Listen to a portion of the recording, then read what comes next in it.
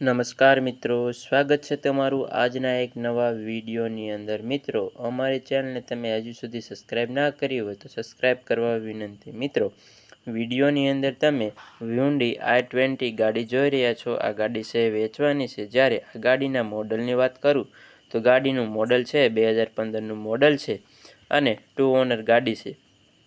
જ્યારે આ ગાડી છે તમને પેટ્રોલ તથા સીએનજીમાં જોવા મળશે। જ્યારે આ ગાડીની કિંમતની વાત કરું તો ગાડીની કિંમત છે ₹5,25,000 રાખવામાં આવી છે।